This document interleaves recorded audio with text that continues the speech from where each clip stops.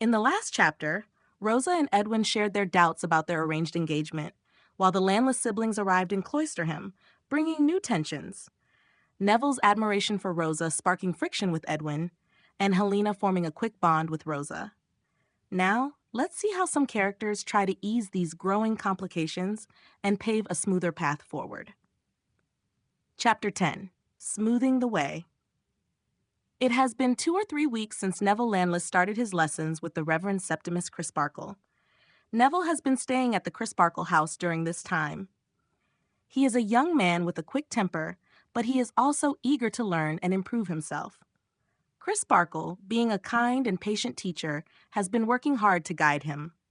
One morning, after their lesson, Crisparkle sits with Neville in the cozy study. The room is filled with books and a warm fire. Crisparkle looks at Neville with a friendly smile and says, "You've made good progress, my young friend, but I notice you still seem troubled sometimes. Is there something on your mind?" Neville hesitates, then nods. "Yes, sir. It's about Edwin Drood. We had a disagreement on my first day here. He seemed to look down on me, and I lost my temper. I wish I could make things right, but I'm not sure how." Crisparkle thinks for a moment. "That's wise of you to want to fix it. Edwin is a good fellow at heart, though a bit careless. Perhaps I can help smooth the way. Would you be open to meeting him again? Maybe over dinner here?"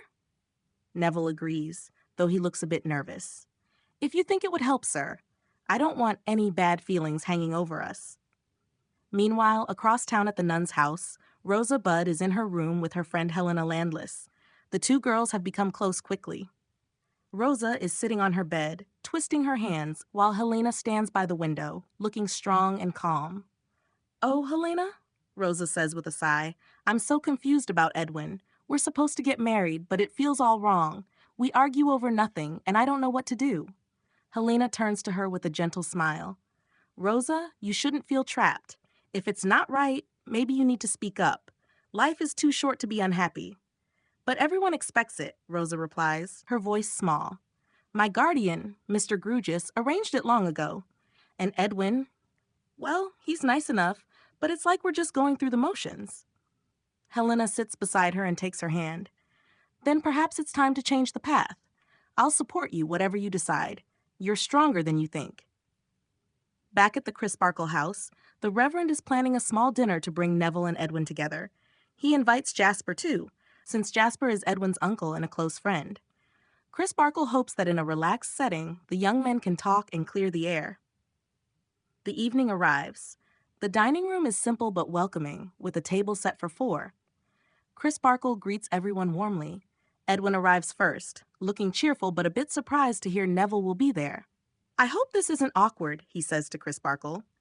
"Not at all," Crisparkle replies. "It's a chance to start fresh." Jasper comes next, his face calm but his eyes watchful. He shakes hands with everyone, his deep voice smooth as he says, "Good to see you all. Edwin, you look well." Neville enters last, looking serious but determined. He nods to Edwin. "Drood, I wanted to say I'm sorry for our rough start. I was out of line." Edwin pauses, then smiles a little. "Well, I probably wasn't at my best either. Let's forget it and move on." They sit down to eat. The meal is plain, roast meat, potatoes, and vegetables, but the talk flows easily at first. Crisparkle steers the conversation to safe topics, like the cathedral and the town. Jasper adds stories about his travels, making everyone laugh. But as the evening goes on, Neville mentions Rosa. "Your fiancé is charming, Drood. You're a lucky man." Edwin shrugs. "Yes, Rosa's sweet. We've known each other forever, thanks to our families." Jasper watches closely, his fingers tapping lightly on the table. "Family ties are important," he says. "They smooth the way for the future." Crisparkle nods. "Indeed, and friendships too. It's good to see you two getting along now." The dinner ends on a positive note. As they leave, Edwin shakes Neville's hand. "No hard feelings," he says. "None," Neville replies. Later that night, Jasper walks home with Edwin. The streets of Cloisterham are quiet under the stars. Jasper puts a hand on Edwin's shoulder. "I'm glad you patched things up with young Landless. He's not a bad sort, just a bit wild." Edwin nods. "Yes, Crisparkle did a good job smoothing the way. But, Uncle, sometimes I wonder about all this. Rosa, the future. It feels set in stone." Jasper's eyes narrow slightly, but his voice stays gentle. Don't worry, my boy. Things have a way of working out. The next day, Mr. Grewgious, Rosa's guardian, arrives in Cloisterham for a visit. He is an odd, angular man with a dry sense of humor, but he cares deeply for Rosa. He meets with her at the nun's house. "My dear Rosa," he says, sitting stiffly in the parlor, "how are you getting on with your studies? And with young Drood?" Rosa blushes. "Studies are fine, Mr. Grewgious.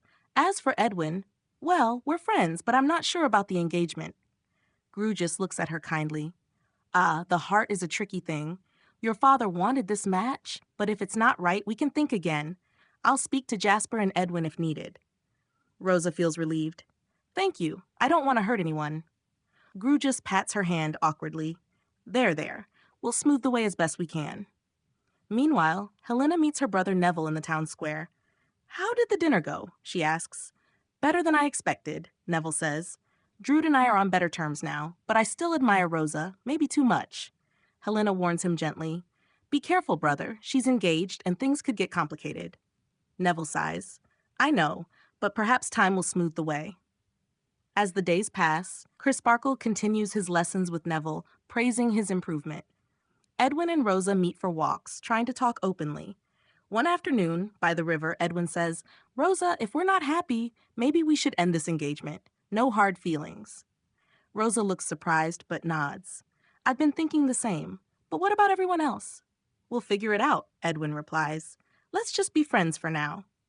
They part with a lighter step, feeling like a weight has lifted. Jasper, hearing about this from Edwin, hides his reaction. Alone in his room, he paces, his face dark. "Smoothing the way," he mutters. "But for what end?" In the nun's house, Miss Twinkleton chats with the girls about proper behavior, while Rosa confides in Helena. "I feel freer already," Rosa whispers. Helena smiles. "Good. Now you can choose your own path." The chapter closes with Crisparkle reflecting on the evening's success. He writes in his journal, "A small effort to smooth the way can mend much. May it last." And that wraps up this chapter. Thank you for listening. Stay tuned for the next chapter, where a mysterious picture and a ring bring new secrets to light.